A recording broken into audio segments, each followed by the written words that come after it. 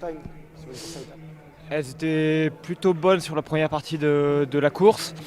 Et après dans la montée finale, enfin la montée décisive, il m'en a manqué un peu, pas beaucoup, pour basculer dans le groupe juste devant. Je dois être le dernier à lâcher avant le replat à quelques kilomètres du sommet. Ceci étant, voilà, j'ai eu le Covid il y a une dizaine de jours, donc bon, je ne m'attendais pas à des miracles non plus, donc il y a franchement rien d'exceptionnel. J'espérais mieux, mais je ne suis pas non plus complètement hors de la course, quoi. Demain, comment il faut envisager la course, sachant que déjà Vingegaard a planté un premier coup. Comment pour un coureur comme un outsider comme toi, on peut envisager la course demain?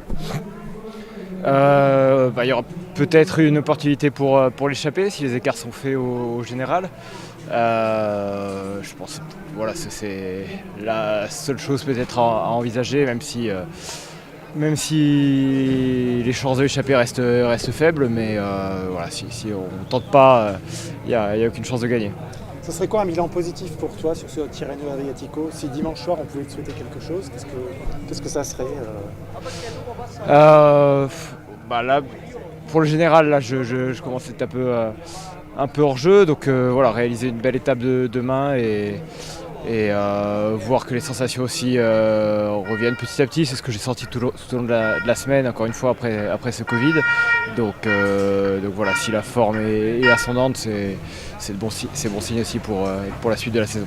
Un petit mot sur la façon dont Johannes Vingegaard gagne encore aujourd'hui. On a l'impression qu'on rentre dans une époque où vraiment c'est le retour des victoires en solo. Est-ce que vous, d'un point de vue, enfin entre cyclistes, vous en parlez de cette, entre guillemets, cette révolution, ce retour entre guillemets à des performances en solo comme ça?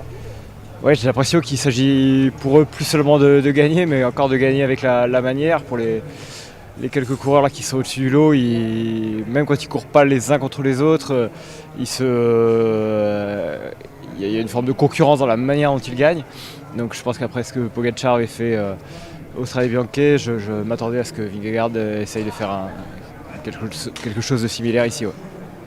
Merci Guillaume. Merci. Fantastic performance.